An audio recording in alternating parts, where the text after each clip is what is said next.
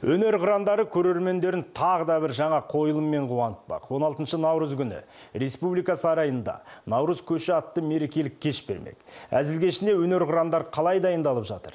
Әріптесім Лаура Биғали біліп қайтқан еді.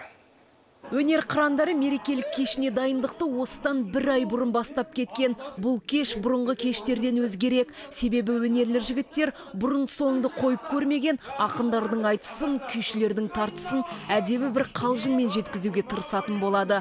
Концертті Наурыз көше деп ерекше атағандары да сондықтан. Жан-жақтан Наурыз көше деп шығарғанда көше шығар, шатастырған шығарсыздар, қазақ тілін білмейсіздер ма деп жазып кейбіреулер.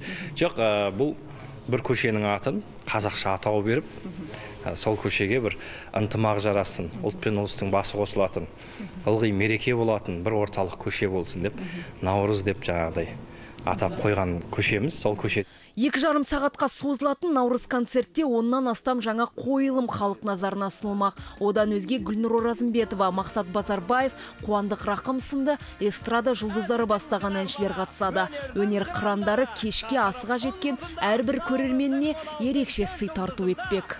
Ұлттық киімде киініп келетін болса, арнайы сыйлықтарымыз бар. Сондай бір рухты көтеретін, сондай бір кеш болады деген ниеттеміз.